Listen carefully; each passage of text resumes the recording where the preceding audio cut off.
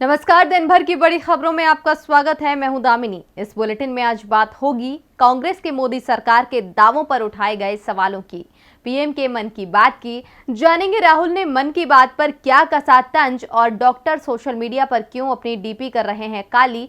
और बुलेटिन के आखिर में बात सीबीएसई की परीक्षाओं पर सरकार के ऐलान की। लेकिन तमाम बड़ी खबरों से पहले एक नजर सुर्खियों पर। 1 जून से यूपी होगा अनलॉक, शर्तों के साथ बाजार खोलने की भी मिली अनुमति, सिर्फ वीकेंड पर रहेगा कर्फ्यू। 33% उपस्थिति के साथ सरकारी और निजी ऑफिस खोलने को भी मिली मंजूरी, स्कूल कॉलेज खुलने पर लगी रहेगी रोक। वैक्सीन को लेकर स्वास्थ्य मंत्रालय का बड़ा दावा, जून में उपलब्ध होंगी 12 करोड़ वैक्सीन, हर दिन 40 लाख लोगों को दी जा सकेगी वैक्सीन की डोज। तमिलनाडु की राजनीति में वापसी करेंगी शशिकला की बातचीत का टेप वायरल। शशिकला ने पार्टी नेता से कहा, महामारी पर हो नियंत्रण, उसके बाद शुरू होगी राजनीतिक पारी। एआईएडीएमके की महासचिव रह चुकी हैं शशिकला। स्वास्थ्य मुसीबत का देश की अर्थव्यवस्था पर भी दिखा असर, विदेशी पोर्टफोलियो निवेशकों यानी एफपीआई ने मई में भारतीय बाजारों से निकाले 988 करोड़ रुपए। सुर्खियों के बाद बात आज की बड़ी खबर की। केंद्र में मोदी सरकार को 7 साल पूरे हो चुके हैं। महामारी के चलते बीजेपी की ओर से बड़े आयोजन तो नहीं किए गए, लेकिन सरकार की सफलता को लेकर बड़े दावे किए गए हैं। इन दावों की पोल आज कांग्रेस ने खोल दी है। कांग्रेस की ओर से मोदी सरकार की 7 बड़ी भूलें गिनाई गई हैं, जिनके कारण देश आज मुश्किल में फंस गया है। तो कौन कौन सी भूलें गिनाई कांग्रेस ने, देखिए ये रिपोर्ट। कांग्रेस ने मोदी सरकार के कार्यकाल में हुए देश के नुकसान को लेकर आज उसे घेर लिया। पार्टी प्रवक्ता रणदीप सिंह सुरजेवाला ने कहा कि मोदी सरकार देश के लिए हानिकारक साबित हुई है। मोदी सरकार ने देश को हर क्षेत्र में नुकसान पहुंचाया है। यदि सरकार के 7 साल में 7 बड़ी गलतियां या गलत नीतियों की बात करें तो 2014 में जब मोदी सरकार सत्ता में आई तो उसे विरासत में कांग्रेस कार्यकाल की औसतन 8.1% की जीडीपी वृद्धि दर मिली, जो अब -8% पहुंच गई है। महामारी के दौर को हटा दें तो भी 2019 से 20 में गिरकर 4.2% रह गई थी। मोदी सरकार ने हर साल 2 करोड़ लोगों को रोजगार देने का वादा किया था। 7 साल में 14 करोड़ लोगों को रोजगार मिलना था, लेकिन इस सरकार ने 45 साल की बेरोजगारी के रिकॉर्ड भी तोड़ दिए हैं। कांग्रेस शासनकाल में महंगाई नियंत्रण में थी, लेकिन आज देश के अधिकांश राज्यों में पेट्रोल 100 रुपए लीटर के पार पहुंच गया है। सरसों का तेल 200 रुपए लीटर बिक रहा है। जनता महंगाई से परेशान है, लेकिन सरकार ध्यान नहीं दे रही है। आजादी के बाद ये पहली सरकार है जो अन्नदाताओं की बात सुनने को तैयार नहीं है। अपने पूंजीपति दोस्तों के लिए अन्नदाताओं पर ही ताकत दिखा रही है। 2014 में भी सरकार भूमि अध्यादेश के जरिए किसानों की जमीन हड़पने की कोशिश कर चुकी है, जो असफल साबित हुई थी। विश्व बैंक की रिपोर्ट ने ये बताया कि भारत में यूपीए कांग्रेस के 10 साल के कार्यकाल में 27 करोड़ लोग गरीबी रेखा से ऊपर उठ पाए, परंतु मोदी सरकार के 7 साल के कार्यकाल में 23 करोड़ लोग फिर गरीबी रेखा में शामिल हो गए हैं। महामारी के समय सरकार के गलत फैसलों के चलते 3.25 लाख लोगों को अपनी जान गंवानी पड़ी। वैसे ये संख्या इससे कहीं अधिक है। लोगों के अपने प्रिय करीबी चले गए, लेकिन मोदी सरकार देश के प्रति जिम्मेवारी से पीछा छोड़ा भाग खड़ी हुई। मोदी सरकार देश की संप्रभुता अक्षुण्ण रखने में भी असफल रही है। हमारा पड़ोसी हमें आंखें दिखा रहा है, मोदी सरकार अपनी ही जमीन वापस नहीं ले पा रही है। कांग्रेस ने सरकार की इन 7 भूलों को गिनाकर बता दिया कि आजाद भारत में इतनी कमजोर सरकार कभी नहीं देखी है। अब देखना होगा कि सरकार इसका क्या जवाब देती है। कांग्रेस ने मोदी सरकार की गलतियां गिनाते हुए बताया कि कैसे मोदी सरकार देश की सबसे असफल सरकार साबित हो रही है। तो वहीं पीएम मोदी ने आज देशवासियों के साथ अपने मन की बात की। रेडियो पर आज पीएम का मासिक कार्यक्रम मन की बात का प्रसारण हुआ, जिसमें उन्होंने सरकार की उपलब्धियों के साथ देश के सामने आई चुनौतियों पर भी चर्चा की। तो मन की बात में क्या बोले पीएम, देखिए ये रिपोर्ट। प्रधानमंत्री नरेंद्र मोदी ने आज 77वीं बार मन की बात कार्यक्रम के तहत अपने विचार शेयर किए। अपनी 77वीं मन की बात में फ्रंटलाइन वर्कर्स से पीएम ने बात की। साथ ही हमारे टैंकर और ट्रेन ड्राइवर्स से मुख्य रूप से बात की और कहा कि इन्होंने मुश्किल समय में आगे आकर देश के लिए अपने कर्तव्य को निभाया है।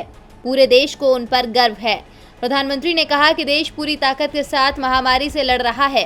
पिछले 100 सालों में ये सबसे बड़ी महामारी है। इसी महामारी के बीच भारत ने अनेक समस्याओं का भी डटकर मुकाबला किया है। हाल में आए तूफानों का जिक्र करते हुए पीएम मोदी ने कहा कि स्वास्थ्य मुसीबत में चक्रवात से प्रभावित हुए सभी राज्यों के लोगों ने जिस प्रकार से साहस का परिचय दिया है, इस संकट की घड़ी में बड़े धैर्य के साथ, अनुशासन के साथ मुकाबला किया है। केंद्र, राज्य सरकार और प्रशासन सभी एकजुट होकर मुश्किल का सामना करने में जुटे हैं। देश और देश की जनता इनसे पूरी ताकत से लड़ी और कम से कम नुकसान सुनिश्चित किया। पीएम ने कहा कि मैं उन सभी लोगों के प्रति अपनी संवेदना व्यक्त करता हूं जिन्होंने अपने करीबियों को खोया है। महामारी की शुरुआत में देश में केवल एक ही टेस्टिंग लैब थी, लेकिन आज 2500 से ज्यादा लैब काम कर रही हैं। चुनौती के इस समय में ऑक्सीजन के परिवहन को आसान करने के लिए भारतीय रेल आगे आई। ऑक्सीजन एक्सप्रेस ने सड़क पर चलने वाले ऑक्सीजन टैंकर से कहीं ज्यादा तेजी से, कहीं ज्यादा मात्रा में ऑक्सीजन देश के कोने कोने में पहुंचाया। प्रधानमंत्री ने जनता से एक बार फिर महामारी के दौरान पूरी सतर्कता बरतने की अपील की, लेकिन महामारी से देश को हुए नुकसान का जिम्मेदार कौन है, इसे लेकर कांग्रेस सांसद राहुल गांधी लगातार मोदी सरकार को घेर रहे हैं। आज पीएम के कार्यक्रम को लेकर भी उन्होंने तंज कसते हुए कहा कि महीने में एक बार निरर्थक बात नहीं होनी चाहिए। तो क्या कहा है राहुल ने, देखिए ये रिपोर्ट। मन की बात कार्यक्रम को लेकर कांग्रेस सांसद राहुल गांधी पीएम मोदी पर लगातार निशाना साधते रहे हैं। आज भी जब पीएम का कार्यक्रम मन की बात रेडियो पर प्रसारित हुआ, तो इसे लेकर राहुल गांधी ने मोदी सरकार के कार्यक्रम पर सवाल उठाते हुए ट्वीट किया, महामारी से लड़ने के लिए चाहिए सही नीयत, नीति, निश्चय, महीने में एक बार, निरर्थक बात नहीं। इससे पहले कल भी प्रधानमंत्री की झूठी छवि बनाने के लिए सरकार के मंत्रियों को लेकर पोस्ट किया था। राहुल ने कहा कि प्रधानमंत्री की झूठी छवि के लिए किसी भी विभाग का मंत्री किसी भी विषय पर कुछ भी बोलने के लिए मजबूर है। महामारी से लड़ने में मोदी सरकार की रणनीति को पूरी तरह से असफल बताते हुए राहुल ने कहा कि महामारी का संक्रमण प्रधानमंत्री को आज तक समझ में नहीं आया। आप इसको जितना समय और जगह देंगे, ये आपके लिए उतना ही बड़ी समस्या बनेगा। अगर वैक्सीनेशन इसी तरह से चलता गया तो मई 2024 में भारत की पूरी जनता का वैक्सीनेशन होगा। महामारी के लिए जिम्मेदार कौन, इसे लेकर देश में राजनीतिक घमासान छिड़ा हुआ है, तो दूसरी ओर महामारी में इलाज कौन सा बेहतर, इस पर भी घमासान छिड़ा हुआ है। योग गुरु रामदेव ने एलोपैथी पर सवाल उठाए तो देश के तमाम डॉक्टर्स रामदेव के खिलाफ मैदान में सामने आ गए, लेकिन रामदेव पर अभी तक कोई कार्रवाई नहीं हुई है। रामदेव के खिलाफ अब डॉक्टरों ने बड़ा फैसला किया है। तो क्या फैसला किया डॉक्टरों ने, देखिए ये रिपोर्ट। रामदेव ने एलोपैथ चिकित्सा पद्धति को लेकर जो बात कही, उसके बाद डॉक्टर्स के संगठन नाराज हो गए हैं। इन नाराज संगठन ने उनके खिलाफ कार्रवाई न होने की दशा में विरोध तेज करने का ऐलान किया है। Federation of resident doctors association India के डॉक्टर्स ने ये ऐलान किया कि संस्था से जुड़े देश के सभी रेजिडेंट डॉक्टर्स एसोसिएशन 1 जून को काला दिवस मनाएंगे। अपनी ड्यूटी के दौरान भी सभी डॉक्टर, नर्स और पैरामेडिकल स्टाफ पीपीई किट पर काली पट्टी बांधकर काम करेंगे। साथ ही व्हाट्सएप पर अपनी डीपी को काला करेंगे। डॉक्टरों का मानना है कि रामदेव ने बयान देकर सरकार की ओर से कराए जा रहे वैक्सीनेशन के खिलाफ एक झूठ और भ्रम फैलाया है। आपको बता दें कि आईएमए ने रामदेव के बयानों और नए वीडियो के खिलाफ सख्त एक्शन की मांग की। कई एलोपैथिक डॉक्टरों ने रामदेव के खिलाफ थाने में शिकायत भी दर्ज कराई है। साथ ही उन्हें 1000 करोड़ रुपए का मानहानि नोटिस भी भेजा गया है।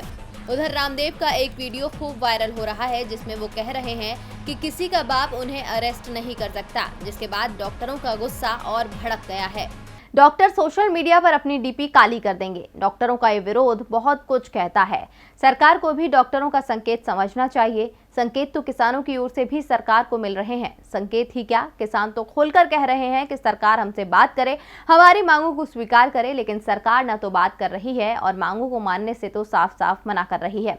इसे लेकर किसान नेता राकेश टिकैत ने बड़ा ऐलान किया है। तो क्या कहा टिकैत ने, देखिए ये रिपोर्ट। दिल्ली की सीमाओं पर बैठे किसान अलग अलग तरीकों से अपना विरोध प्रदर्शन कर रहे हैं।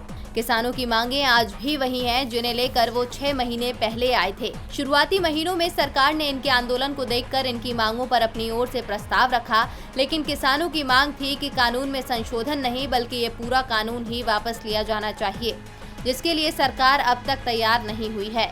4 महीने से तो सरकार ने किसानों के साथ बात ही नहीं की है, लेकिन किसानों का जज्बा अब भी कम नहीं हुआ है। किसानों का कहना है कि हम केंद्र के इन काले कानूनों को वापस कराकर ही दम लेंगे। इसे लेकर किसान नेता राकेश टिकैत ने कहा कि देश भर में आंदोलित किसानों पर कहीं भी किसी भी किसान पर मुकदमे दर्ज किए गए तो आंदोलन को देशव्यापी धार दी जाएगी।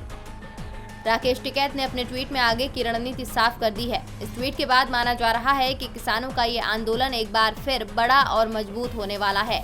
वहीं महामारी की दूसरी लहर के बीच हो रही ऑक्सीजन और स्वास्थ्य सुविधाओं की कमी पर भी निशाना साधा। राकेश टिकैत ने ट्वीट किया कि इस आंदोलन में पूरे देश का किसान एकजुट है। सरकार के चलते देश में दवाओं की कमी तो हुई, लेकिन किसान अनाज की कमी नहीं होने देंगे। इसके बाद राकेश टिकैत ने एक बार फिर कहा कि बिल वापसी नहीं तो घर वापसी नहीं। किसानों का इरादा साफ है कि सरकार जब तक पूरा कानून वापस नहीं लेगी, किसानों का आंदोलन चलता रहेगा। किसानों के आंदोलन से मोदी सरकार मुश्किल में दिख रही है। मुश्किल में मोदी सरकार ही नहीं, उसके सहयोगी भी हैं। बीजेपी के सहयोग से बिहार में चल रही नीतीश सरकार एक नई मुश्किल में फंसती दिख रही है। दरअसल यहां नीतीश कुमार सिर्फ बीजेपी के समर्थन के सहारे सरकार नहीं चला रहे हैं, उनके गठबंधन में मांझी और सहनी की पार्टी भी है और ये दोनों नेता नीतीश के लिए मुश्किल बन गए हैं। तो क्या है मांझी और सहनी की रणनीति जिससे उड़ी हुई है नीतीश की नींद? देखिए ये रिपोर्ट। बिहार में सीएम नीतीश कुमार ने बीजेपी और छोटे दलों के साथ साठगांठ करके अपनी सरकार तो बना ली, लेकिन अब उसे बचाना मुश्किल है, क्योंकि जहां एक तरफ बीजेपी के नेता लगातार दबाव बना रहे हैं, तो वहीं दूसरी तरफ छोटे दलों ने भी मोर्चा खोल दिया है। खासकर बिहार के पूर्व मुख्यमंत्री जीतन राम मांझी और बिहार सरकार के मंत्री और वीआईपी पार्टी प्रमुख मुकेश सहनी के बीच हुई मुलाकात से राज्य का सियासी तापमान बढ़ गया है। दरअसल जीतन राम मांझी ने ट्वीट करके मुख्यमंत्री नीतीश कुमार से पंचायत प्रतिनिधियों का कार्यकाल 6 महीने बढ़ाने की मांग की थी। मांझी ने देश में आपातकाल के दौरान लोकसभा का कार्यकाल बढ़ाने का हवाला दिया था। इस घेराबंदी के बाद वो सीधे मुकेश सहनी से मिलने पहुंच गए। उन्होंने कहा कि मुकेश सहनी से पंचायत चुनाव के अलावा विभिन्न मुद्दों पर चर्चा की गई है। इसी के साथ उन्होंने नीतीश सरकार पर कई सवाल भी खड़े किए। उन्होंने एक के बाद एक ट्वीट करके सरकार की खिंचाई की। मांझी ने कहा कि महामारी की रोकथाम के लिए पूर्णबंदी समाधान नहीं है। सही मायने में स्वास्थ्य संकट से निपटना है तो गाँव के उप स्वास्थ्य केंद्रों तक को सुव्यवस्थित करना होगा, ताकि भविष्य में स्वास्थ्य मुश्किलों से निपटा जा सके। मांझी ने कहा कि प्रदेश के खराब हालातों को लेकर ही मैंने और मुकेश सहनी ने बात की। अब दोनों दिग्गजों ने स्थिति पर चिंता जाहिर कर दी, लेकिन ये मुलाकात राजनीति में कई मायने निकाल रही है। यहाँ तक कि संकेत मनमुटाव के भी मिलने लगे हैं। माना जा रहा है कि छोटे दल अब एनडीए से छिटकने की तैयारी में है। अगर ऐसा हुआ तो नीतीश सरकार के लिए बड़ी मुश्किल खड़ी हो सकती है। और बुलेटिन के आखिर में बात सीबीएसई की 12वीं की परीक्षाओं की। महामारी के बीच सीबीएसई बोर्ड की 12वीं की परीक्षा को लेकर अब भी सस्पेंस बरकरार है। जहां एक तरफ कुछ राज्य एग्जाम के पक्ष में हैं, तो कुछ ने इसे कैंसिल करने की मांग की है। इसी बीच सीबीएसई और आईसीएसई 12वीं कक्षा की बोर्ड परीक्षाओं के लिए कई विकल्पों पर विचार कर रहा है। तो क्या है प्लान, देखिए इस रिपोर्ट में। महामारी ने देश को पूरी तरह से हिलाकर रख दिया है। जहां एक तरफ अर्थव्यवस्था की बुनियाद डगमगा रही है, तो वहीं दूसरी तरफ शिक्षा व्यवस्था भी चरमरा रही है।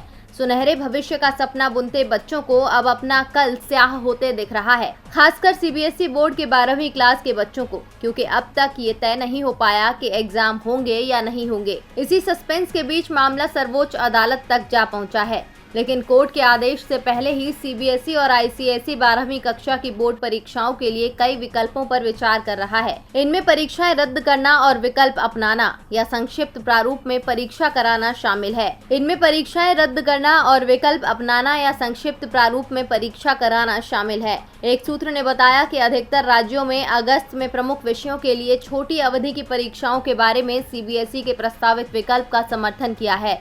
वहीं इस बीच आईसीएसई बोर्ड ने स्कूलों से कक्षा 11 में और इस सत्र के दौरान कक्षा 12वीं के छात्रों के औसत अंक जमा करने को कहा है। हालांकि बोर्ड की ओर से यह साफ नहीं किया गया है कि क्या परीक्षा रद्द होने की संभावना है। वहीं स्कूलों ने बोर्ड के जरिए निर्धारित 7 जून की समय सीमा को पूरा करने के लिए काम करना शुरू कर दिया है। हालांकि शिक्षा मंत्रालय ने कहा कि अभी तक कुछ भी तय नहीं किया गया और 1 जून तक फैसले की घोषणा की जाएगी। शिक्षा मंत्री रमेश पोखरियाल निशंक पहले ही जोर देकर कह चुके हैं कि छात्रों की सुरक्षा प्राथमिकता है, लेकिन ये परीक्षाएं भी महत्वपूर्ण है। अब देखना होगा कि 1 जून को छात्रों के भविष्य को लेकर क्या फैसला होता है। और दिन भर की बड़ी खबरों में मेरे साथ इतना ही। देखते रहिए डीवी लाइव। नमस्कार।